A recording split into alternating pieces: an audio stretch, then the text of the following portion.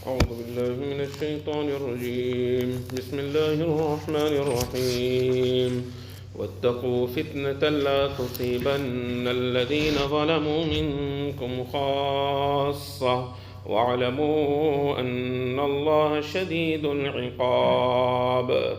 In this verse, Allah Tabaraka wa Ta'ala mentioned that fear, beware of a fitna, of a trial, of a punishment that will not only afflict the oppressors from amongst you. What is this fitna? That when this fitna, when this trial or when this punishment is going to come, then everybody is going to be covered with this punishment. Whether it is the pious, whether it is the evil people, everybody will be taken into this punishment. So different explanations have been given to this, but the most popular one is this, that it refers to people when they will leave the work of Amr bil Ma'ruf and Nahi Anil Munkar. When they will leave enjoining good and prohibiting from evil. When the azab of Allah Tabaraka wa Ta'ala comes, even the pious people will be taken away in this azab of Allah Tabaraka wa Ta'ala.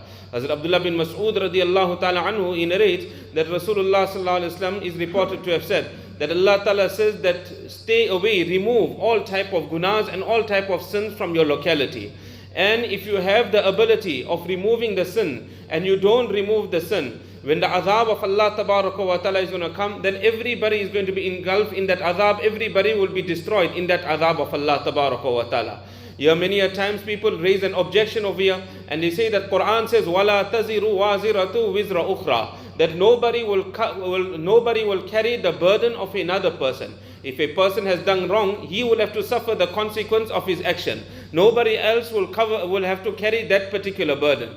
So here the ulama say that here the person that did the wrong, the one that is in evil, he is committing sin in the locality. He is getting the azab of Allah Tabaraka wa Ta'ala because of the sin that is involved in, because of the wrong that he is involved in. But the other person, he is also in wrong because you left your responsibility, you left your job of doing Amr bil Ma'ruf and Nahi Anil Munkar. You stopped enjoining good and stopping people from evil.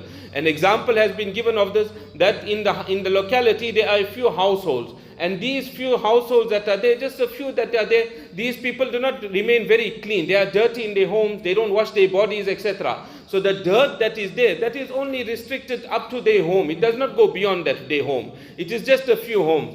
But now if everybody in the locality, or many people in the locality, they are not clean, the streets now become dirty, what is going to happen? When there will be diseases, when there will be plagues, then everybody is going to be afflicted with that plague. Not only those people that are clean, that are dirty, that are going to be afflicted with it, but even those people that are clean, everybody is going to be covered in this. So exactly the same way, when people are involved in the disobedience of Allah, and we have the ability of stopping them, but we don't stop them from the disobedience of Allah Ta'ala, when the azab of Allah Tabaraka wa Ta'ala comes, everybody will be taken into that azab of Allah Ta'ala. Allah Ta'ala save us.